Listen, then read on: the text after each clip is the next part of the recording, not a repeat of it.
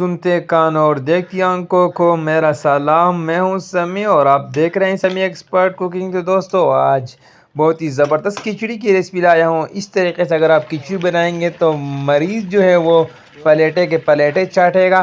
तो सबसे पहले हमने जो मूंग की दाल है हमने उसको धो लेना है। आधी कप जो है वो मूंग की दाल है और 1 कप चावल है। तो सबसे पहले हमने इसको अच्छी तरह धो के पानी में भिगो के रख देना है। दूसरी तरफ एक पतीली ले लेंगे और इसमें थोड़ा सा ऑयल शामिल करेंगे और यहाँ पर इसमें गरम मसाले शामिल करेंगे। इसमें से जाएगा दालचीनी का टुकड़ा, 1 लौंग और नमक और थोड़ा सा ज़ीरा, और इसको 2 से 3 मिनट के लिए भुनेंगे। ठीक है।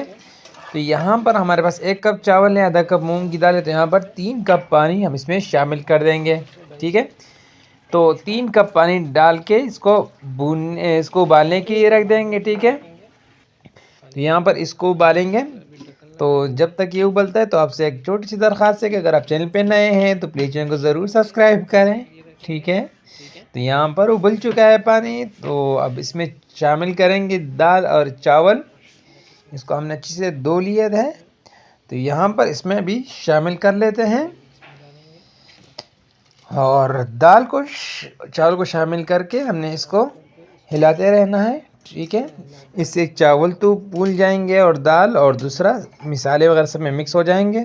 तो अब ढक्कन रख देते हैं 4 से 5 मिनट के लिए। ठीक है। इससे ये जल्दी पकेंगे। तो अब ढक्कन हटा देते हैं। ये देखिए इसका पानी तकरीबन वो कम होने लगा है।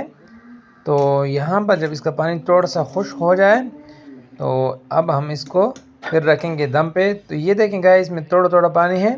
अब इसको दम पर रख देते हैं तकरीबन 10 से 15 मिनट के लिए। इससे दाल भी गल जाएगी और चावल भी पक जाएंगे। ठीक है। तो 15 मिनट के बाद हम अब इसको खोल देते हैं तो देखते हैं क्या पोजीशन है। तो ये देखें माशाल्लाह सुभान अल्लाह, हमारी जो रेसिपी है वो तैयार हो चुकी है। ये आप देख सकते हैं कितनी खूबसूरत कलर के साथ।